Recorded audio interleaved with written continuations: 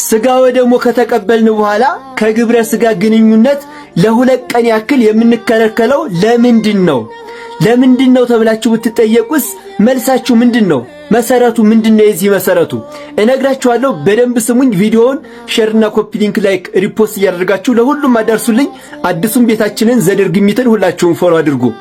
እናም ስጋ ወደሙ ከተቀበልን በኋላ ለሁለት ቀን ያክል ከግብረ ስጋ ግንኙነት እንከለከላለን። ሩካቤ ስጋ መፈጸም አንችልም ከተቀበልን በኋላ ለሁለት ቀን ማለት ነው። ከዚያ ከሁለት ቀን በኋላ ነው ሩካቤ ስጋ መፈጸም የሚቻለው። ታዲያ ለምንድነው ካላችሁኝ ለስጋ ወደሙ ክብር ሲባል ነው። ለስጋ ወደሙ ክብር ሲባል መሰረቱስ ምንድነው መነሻው ካላችሁኝ ደግሞ ካህኑ ዘካርያስን መልአኩ ቅዱስ ገብርኤል ሚስቱ ኤልሳቤጥ እንደምትጸንስ ዮሐንስንም እንደሚወልዱ በቤተ መቅደስ ካበሰረው በኋላ ከዚያ ከቤተ መቅደስ ወጥቶ ማለት ነው ለሁለት ቀን ያክል ሩካቤ ስጋ አልፈጸመም ከቅድስት ኤልሳቤጥ ጋራ። ለምን ሲባል ለዕጣኑ ክብር ሲል ካህኑ ዘካርያስ ለዕጣኑ ክብር ሲል ለሁለት ቀን ያክል አልፈጸመም። ከዚያ ከሁለት ቀን በኋላ ነው ሚስቱ ኤልሳቤጥን ያወቃት ማለት ነው። እና በዚያ መሰረትነት እኛም ዛሬ ስጋ ወደሙ ከተቀበልን በኋላ ለሁለት ቀን ያክል ከሩካቤ ስጋ እንከለከላለን። መሰረታችን ያ ነው ማለት ነው። እንደዚሁም ለስጋ ወደሙ ክብር ሲባል ነው። እስኪ ሁላችሁም ኮሜንት ላይ ስጋ ወደሙ ክቡር ነው እያላችሁ ጻፉልኝ።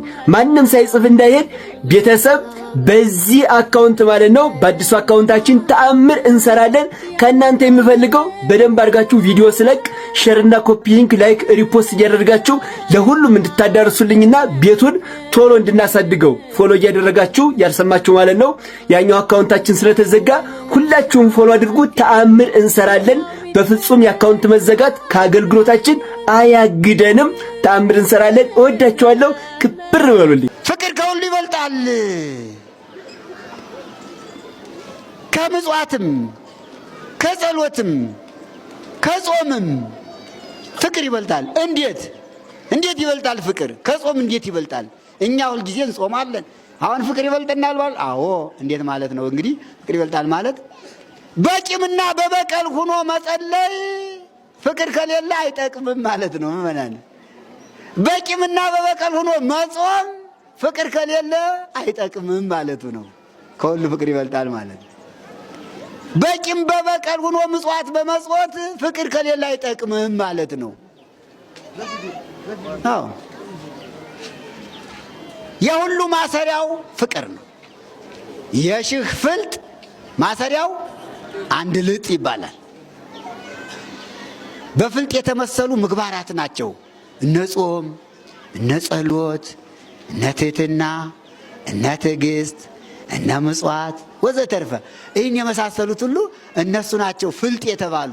አዲያ አንድ ልጥ ሺሁን ፍልጥ እንደሚያስረው ሁሉ እነዚህን ሁሉ ጥቅልል አድርጎ የሚይዛቸው ማን ነው? ፍቅር።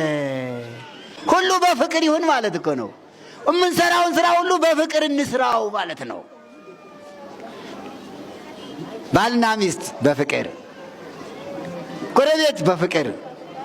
ቅዱስ ጳውሎስ በተለይ አይ ሲጣፍጥ ይላል፣ በፍቅር የሚበላው ዳቦ ይጣፍጣል ይላል። እውነቱን ነው ምእመናን አይደል? በፍቅር ሲበሉ ባልና ሚስት እኮ ሲኮራረፉ አያጎርስም አይደል? ባልየው እሷም ዝላ ቅርባ ዘወር ብላ ትሄዳለች። አሁን ይሄ ዳቦ ይጣፍጣል፣ ይሄ እንጀራ ይጣፍጣል። በፍቅር ሆነው ግን ሲያጎርስ ሲጎራረሱ ይጣፍጥ የለ? ፍቅር እኮ ዳቦ ነው፣ ፍቅር እንጀራ ነው፣ ፍቅር ወጥ ነው ይላል። የማይገባበት የለውም። ፍቅር ጮማ ነው። ፍቅር ቁርጥ ነው። ቁርጥ ታውቃላችሁ? የመጨረሻው ቁርጥ ፍቅር ነው። እግዚአብሔር ጋር የሚያገናኝ ቁርጥ ስላችሁ ስጋው ብቻ እንዳይመስላችሁ። የመጨረሻው ቁርጥ ፍቅር ነው ለሰው የሚጠቅመው። በቁርጥ ቀን በመጨረሻይቱ ቀን ፍቅር የያዘ ሰው ገነት መንግሥተ ሰማያት ይገባል ማለት ነው። የቁርጥ ነው፣ የቁርጥ ቀን ነው። ፍቅር ጨው ይለዋል ደግሞ መድኃኔዓለም ክርስቶስ በወንጌሉ ፍቅር ጨው ርከቡ ጨው አግኙ ይላል። ጨው ሁሉን ያጣፍጣል። ጨው ከሌለ ሁሉ ምንድን ነው የሚሆን? አልጫ ነው የሚሆን። ጨው ሲባል በርበሬ አይደለም፣ ጥሬ ጨው ነው አይደል? እሱ ከሌለ ሁሉ አልጫ ነው። ፍቅር ከሌለ የሚሰራው ስራ ሁሉ አልጫ ነው ይላል በወንጌል እኮ ነው። ፍቅር ይኑራችሁ ይላል። ጾሙ በፍቅር ይጣፍጣል ይላል። ጸሎቱ በፍቅር ይጣፍጣል ይላል። ምጽዋቱ በፍቅር ይጣፍጣል ማለት ምን ማለት ነው? እግዚአብሔር ይቀበለዋል ማለት ነው። ፍቅርን ይዞ የሚጸልይ ሰው ጸሎቱ በእግዚአብሔር ዘንድ ተቀባይነት አለው ማለት ነው። ፍቅርን ይዞ የሚጾም ሰው ጾሙ በእግዚአብሔር ዘንድ በረከት ያሰጣል ማለት ነው። ፍቅርን ይዞ የሚመጸውት ሰው ያ ምጽዋት በረከትን ከእግዚአብሔር ያመጣል ማለት ነውና ያለ ፍቅር የሚሆን ነገር ስለሌለ የትምህርታችን ርዕስ ምንድነው? እኔ እንደወደድኳችሁ እርስ በርሳችሁ ተዋደዱ። ይሄ እኮ ነው፣ ይህን ሁሉ የሚያመጣ እኮ ነው። ቅዱስ ዮሐንስ ደግሞ ምን አለ? የዮሐንስ መልእክት መጀመሪያይቱ ምዕራፍ 4 ቁጥር 8 ላይ እንዲህ ይላል። በተለይ ፍቅረ እግዚእ ዮሐንስ ከጌታ ጋር አብሮ ስቅለቱ ሲያለቅስ የዋለ ፍቅሩን የገለጠ አባት ነው።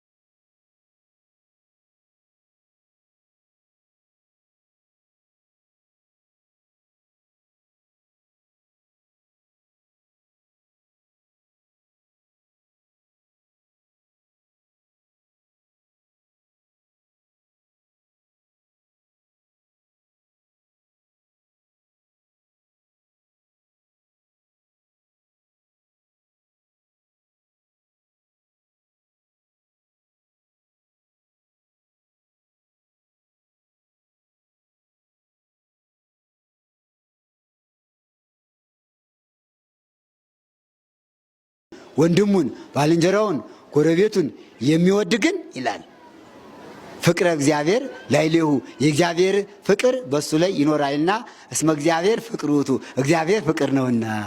በቃ ጨረሰው። ለካ እስካሁን ፍቅር ያልነው ማንን ነው? ማን ነው እሱ? ለካ እግዚአብሔር እኮ ነው። ቅዱስ ዮሐንስ ገለጠው። እናንተ ፍቅር ያልኳችሁ እኮ እግዚአብሔር ነው አለ። ፍቅር ራሱ እግዚአብሔር ነው። አሁን አንድ ሰው ምንም ጠብ የሌለው ሰው ካለ እግዚአብሔር ከሱ ጋር አለ አብሮት። ሐዋርያው እንደተናገረው ማለት ነው። ፍቅርን የያዘ ሰው የሚያየውን ወንድሙን የሚወድ ሰው እግዚአብሔር ከሱ ጋር አለ ይላል። የተጣላ ደግሞ እግዚአብሔር የለም ማለት። ጾመ ነቢያት ላይ የገሃድ ነገር ህዝቡን ሲያወዛግበው ነበር። አንዱ ጋድ አለው ይላል፣ አንዱ ጋድ የለውም ይላል። አንዱ ደግሞ ቅዳሜና እሁድን ጾሙ ይላል። ኧረ ሰኞ እሁድን ብቻ ነው የሚሉ አሉ። አወጣታችሁ ጾሙ ምን ችግር አለው ቢዋጣ የሚሉ አሉ። በዚያ ውዝግብ ላይ አሳልፈን ነበር። እንግዲህ ደግሞ አሁን አብይ ጾም ቀረብ ሲል የአሳ ጉዳይ ይነሳል። አሳ ይበላል አይበላም ብለው ይጠይቃሉ። ይበላል ይላል፣ ለመብላት ያሰበ ሰው ማለት ነው። አሳ የለመደ ሰው ይበላል ይላል። ነው ከአባቶችም አንዳንድ ሳይኖሩ አይቀሩም። እንግዲህ አሳ የሚወዱና የሚበሉ ይበላል፣ ምን ችግር አለው? ምን ሳራ ይግጥም፣ በውሃ ውስጥ ነው የሚኖረው፣ ይበላል ብለው ጥቅስ ለማመቻቸት የሚሞክሩ ሰዎች አሉ። አንዳንዶች ደግሞ አይበላም ይላሉ። አይበላም፣ አሳ በጾም ጊዜ አይበላም። እንኳን አሳ ይቅርና ማለት ነው ሌሎች ሰውነትን የሚያለሰልሱ ምግቦች። ለምሳሌ ጾም ማለት ምን ማለት ነው? ከክፉ ነገር መከልከል፣ ከምንበላው ነገር ቆጥቦ መብላት፣ መቆጠብ፣ መቀነስ፣ ለጸሎት መትጋት፣ ፈቃደ ስጋን የስጋን ፈቃድ ለነፍስ ማስገዛት፣ ወደ እግዚአብሔር መቅረብ፣ በጸሎት መወሰን፣ ስጋን ማድከም፣ ስጋ እንዲንበረከክ ለክብሩ እንዲሰግድ እንዲደክም ከሆነ ዓላማው ስለ አሳ መከራከሩን ምን አመጣው? ጾም ማለት ይሄ እኮ ነው። አባቶቻችን ሽምብራ፣ ቆሎ የሚበሉት ለምን መሰላችሁ? ሰውነታቸው እንዲደክም። ሰው በበላ በጠጣ ጊዜ ፍትወት ሊነሳበት ይችላል፣ ኃጢአት ሊሰራ ይችላል። ስለዚህ ጾም ማለት ከነዚህ ሁሉ ከመስማትም ከመናገርም ከነዚህ መቆጠብ ከሆነ ኦርቶዶክሳውያን በአሳ ጉዳይ ለምን እንከራከራለን? አይበላም አሳ። ለምን ይበላል? ገንቢ ምግብ እኮ ነው። እና ይበላል ብሉ ዝም ብላችሁ የሚሏችሁ ሰዎች ሚዲያ ላይ ከሰማችሁ አትስሟቸው። በቃ አሳ አይበላም በጾም ሰዓት። እንኳን አሳ ይቅርና አብዝታችሁ ማትብሉ አብዝተን ባንበላ ይመረጣል ማለት ነው። በጾም ጊዜ ያገኘናትን በቃ ከጾምን በኋላ ያገኘናትን ትንሽ ነገር መቅመስ። ስለዚህ አሳ አይበላም። አስደንጋጭ መረጃ ተሰምተዋል። ታዋቂዋ ቲክቶከር ጃኒ በላይቭ ላይ ገብታ በዝምታ የደበቀችውን ሚስጥር ይፋ አድርጋለች። ጃኒ በቅርቡ ባጋራችው ልብ የሚነካ ቪዲዮ ለዓመታት የደበቀቻቸውና ማንም የማያውቀውን አስደንጋጭ የህይወት ታሪኳን አጋርታለች። ስለ ፍቅረኛ ሚስጥር ልነግራችሁ መጣው ስትል የጀመረችው ጃኒ ከታዋቂው ቲክቶከር ጆን ዳንኤል ጋር የነበራትን የፍቅር ግንኙነትና የደረሰባትን በደል በዝርዝርም ገልጻለች። በዝምታ የታለፉ የስቃይ ዓመታትን ወደ ኋላ ስታስታውስም ጃኒ እንደገለጸችው ከጆን ዳንኤል ጋር የነበራቸው ግንኙነት ለህዝብ ይፋ ያልሆነና በሚስጥር የተያዘ ነበረ። ይሁን እንጂ ይህ ግንኙነት በደስታ የተሞላ አልነበረም። ጃኒ በቪዲዮ ላይ በተደጋጋሚ ይመታኝ ነበር ስትልም ተናግራለች። በቪዲዮ መካከልም በሰውነቷ ላይ የደረሱ የአካል ጉዳቶችን የሚያሳዩ ፎቶግራፎችን አያይዛለች። ከኔ ጋር ከተለያየሽ ከቲክቶክ አጠፋሻለሁ፣ ላይቭሽንም እዘጋለሁ በሚል ለዓመታት ሲያስፈራራት እንደቆየም ገልጻለች። እናም አሁን ላይ ትላንትና ከምንም ማስጠንቀቂያ ውጪ የቲክቶክ አካውንቷን በሪፖርት እንደዘጋ ባትና ይህም በእርሱ እንደተደረገባትም ጠቁማለች። ከዚህ በፊትም ምንም አይነት ማስጠንቀቂያ ወይንም ዋርኒንግ አልነበረውም ስትል በለቅሶ ተናግራለች። ጃኒ በቪዲዮ ማጠቃለያ ላይ ቤተሰቦቿ በእሷ እንደሚተዳደሩ ገልጻ ይህ ድርጊት በእሷና በቤተሰቧ ህይወት ላይ ትልቅ ጫና እንደፈጠረም ተናግራለች። ድራማ አልፈልግም፣ እረፍት እንዲሰጠኝ ነው የምፈልገው ስትል ተማጽኗንም አቅርባለች። የእናንተ አስተያየት በዚህ ጉዳይ ላይ ምንድነው? እንዲህ ያሉ በደሎች በዝምታ መታለፍ አለባቸው? የጃኒ አካውንት እንዲመለስ ምን መደረግ አለበት? አስተያየቶቻችሁን በኮሜንት ላይ አጋሩኝ። አዲስ ከሆናችሁ ደግሞ ፎሎ ማድረጋችሁንም እንዳዘነጉ። በጣም ጎበዝ ሴት ነኝ። አይኖ አውቀዋለሁ። ስለ ራሴም ቲክቶክ ላይ መጥቻ ብቻ አላውቅም። እንደዚህ ያለው ተጎድቻለሁ ምናምን ላይ ቢስ ዘጋብኝ ኑሯል ለብዙ ጊዜ ማለት ነው። በጣም ብዙ ጊዜ በቃ ኦኬ ጋይስ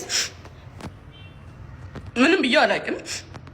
ብዙ ጊዜ ስንጣላ ኦኬ ዋርኒንግ ሰጠኝ። ቁስል ስላሳየው መሰለኝ ስንጣላ ላይቬን ነው የሚያዘጋው፣ ስንደባበር ላይቬን ነው የሚያዘጋው። ከዛ ከኔ ጋር መታረቅ ሲፈልግ ላይቬን ያዘጋዋል። ከዛ ሂጄ ለምነዋለሁ። በዛ ሰዓት ማንንም ማቀሰ የለም። ላይቭሽን ማጥፋት እችላለሁ አንቺን ከቲክቶክ ይለኛል፣ ያስፈራራኛል፣ ይዝትብኛል ምናምን። ማዘሩ ታውቃለች፣ እህቱ ታውቃለች፣ ሁሉም ያውቃሉ። አንድ ቀን ግን አውርቼ አላውቅም። ስለሚወደኝ ነው ብዬ ነው የማስበው፣ ፍቅር ነው ብዬ ነው የማስበው። አካውንቷን አንተ ነው ያዘጋኸው? ኧረ እኔ በምን አቅሜ ዝም ብሎ እኮ ደደብ ሰው እኮ ነው እንደዚህ የሚያስበው እኮ። እሺ አሁን ምንድን አሁን ይኸውልህ እኔ ላይቭ ላይ ነበርኩኝ። አሁን አይ ዶንት ኖ አላውቅም፣ እሱን አላውቅም። ጆዬ ልንገርህ፣ አሁን ላይቭ ላይ ነኝ እኔ ኦንላይን ሆኜ ቲክታክ ላይ አይ ቲንክ ጃኒ ገብታ አካውንቷ ተዘግቶባታል። አካውንቷ ተዘግቶባታል አይደለ? ቤተሰብ አካውንቷ ተዘግቶባታል። አዎ አካውንቷ ተዘግቶባት ላይቭ ላይ ገባች። ላይቭ ላይ ደግሞ እኔ እንጃ አይ ዶንት ኖ ሪከርድ የተደረጉ ቪዲዮዎች እያየሁ ነው ጆዬ። አሁን አንተ ፕሮግራም ላይ እንደሆን ካውቃለሁ። አጠገብ ስልክ ካለ ግን ግባና ቼክ አድርግ። አሁን ግባና ቼክ አድርግ። አንተ ግን እሺ ቆይ አንዴ እሺ ቤተሰብ ባይዘወይ ራሷ ጃኒንም እንደዚህ ጠይቃታለሁ። ለመሰላችሁ ወይኔ ግን አንዳንዴ ፈጣሪ ሆይ ግን ጌታ ሆይ ግን ረመዳን የለም ግን እግዚአብሔር ሆይ ሚዲያ ላይ ለምን አወጣኝ? ግን ሚዲያ ላይ ለምን ኖርኩኝ? ለነገሩ እንኳን ፈቸውኩኝ እንኳን ሲንግል ማሞኩኝ። ይሄው ቆይ ልላክለት ቤተሰብ ላይቪስ ጋይስ ምንም እኮ እንትን ብዙ ጊዜ ላይቪስ ዘጋብኝ ኑሯል ጋይስ። ይሄ አሁን የቪዲዮ ይሄ የተቆረጠው ምናምን አሁን ነው። አላገኘኋትም፣ አልተደዋወልኩም ማለት እኮ እሱ ነው ያዘገው። ይሄ እጇን የተቆረጠው ምናምን ምንድን ነው ቤተሰብ? አልገባኝም እኮ እኔ ቪዲዮን እንደናንተ ነው እያየሁ ያለው። እንዴት አድርጌ ልላከው መማሪያም? ይሄንን ደግሞ ብዙ ጊዜ ላይቪስ እሺ ሼር አድርጉልኝ። አሁን ቪዲዮቹን በአጠቃላይ ሼር አድርጉልኝ ቤተሰብ፣ ሼር አድርጉልኝ እስኪ። እሱ ዛሬ አምባሳደር ይሆናል። በነገራችን ላይ ዛሬ ምርቃት አለበት እንትን መድኃኒዓለም እንትን ጋር ማለት ነው። ፕሮግራም እየተዘጋጀው ነው። ምንም አላየውም ይላል። ምንም እዛ ያሉትም አልነገሩትም ይሆናል። ቆይ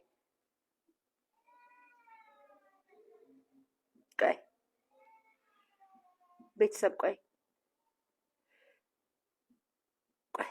ምንድነው ጋይስ? እኔ አሁን እዚህ ጋር ሌላ የቆየ ነው ምን ቪዲዮ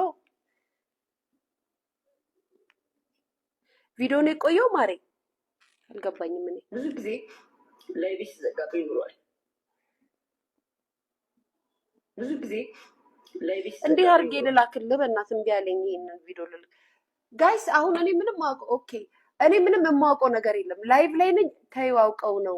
ምክንያቱም እሱ ዛሬ አምባሳደር የሚሆንበት ቀን ነው። ምርቃት አለበት፣ ፕሮግራም አለበት። የሆነ አምባሳደር ሊሆን ነው።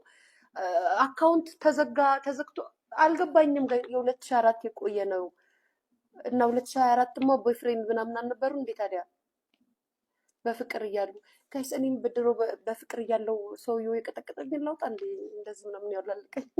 እንኳን ደስ ያላችሁ። የኢትዮጵያና የኤርትራ ጉዳይ በዲፕሎማሲያዊ መንገድ የሚፈታ ይመስላል። ምክንያቱም ደግሞ በትናንትናው ዕለት አዲስ አበባ የነበሩት የሳውዲ ከፍተኛ ባለስልጣናት አስመራ ገብተዋል።